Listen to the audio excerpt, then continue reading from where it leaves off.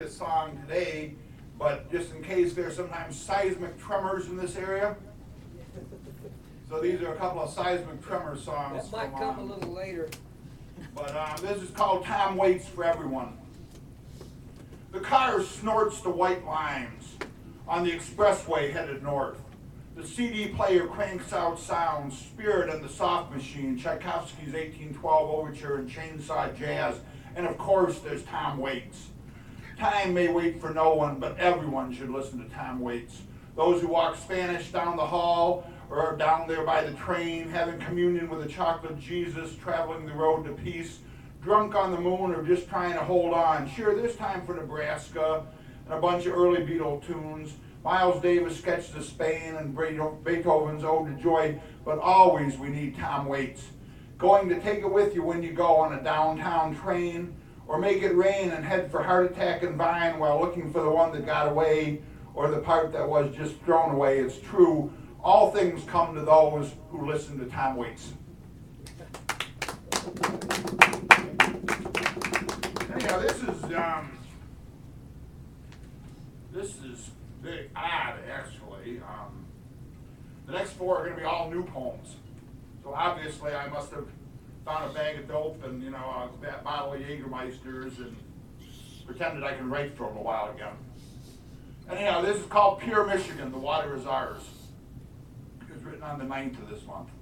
Control the power, protect the water, try to lasso three gorges, damn. Power to the power companies as water does is trickle down economy, railroading prosperity. Produce produces many price hikes, and if thirst it dies, affects the supply. Control the power, protect the water. Fires rage through Arizona. Drought develops love for tinder, and everyone knows it's windy. Really. Smoke gets in their eyes. Flames steamroller the forests. Ex-northerners evacuate their southern manners, run for cover. Control the power, protect the water.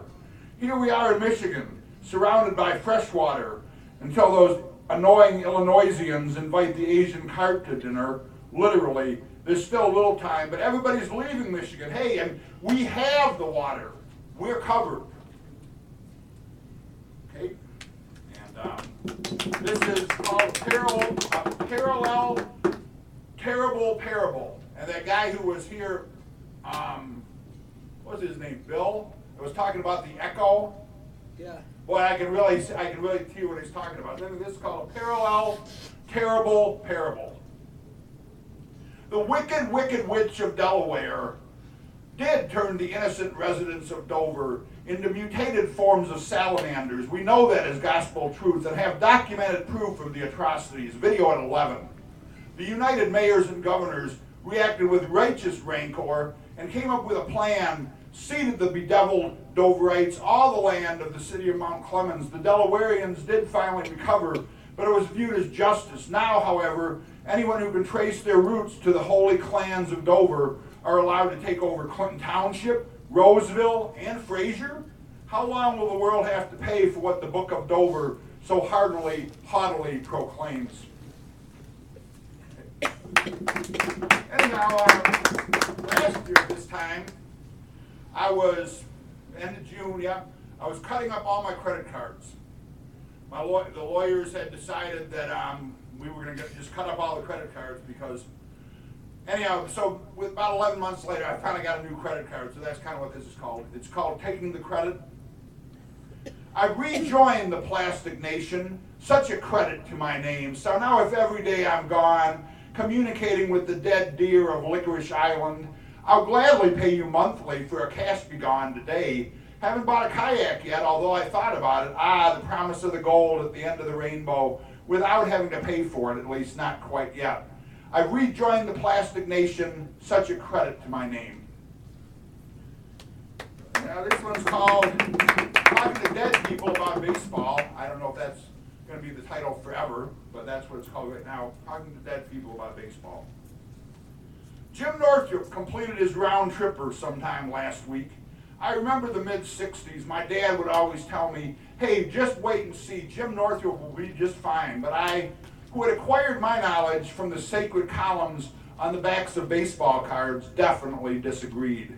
Well, 1968 certainly proved me wrong. Jim Northup opened the floodgates to victory. Dad, you weren't around to see the magic season, but you were right all along. And one more just for the sake of seismic tremors here. It's distortedly Dylan-esque, declared the director as the sword swallower lamented Memphis in his automobile as buckets of rain came down. Fishermen held on to flowers in search of shelter from the storm, as all along the highway 61 dogs ran free. But at least there were rainy day women and sad-eyed ladies of the lowlands. Calypso singers laughed at them along the desolate road.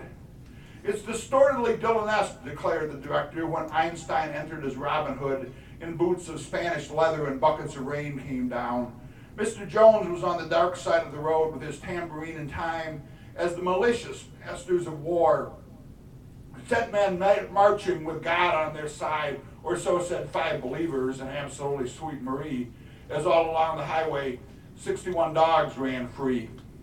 It was a beautiful new morning, and Frankie Lee and Judas Priest were on top of the water tower with the Joker and the Thief. I wanted to bring it all back home for one more weekend with you, but then just an idiot wind blew through. Now we're all tangled up in the Tombstone Blues. Thank you. Thank you all very, very much.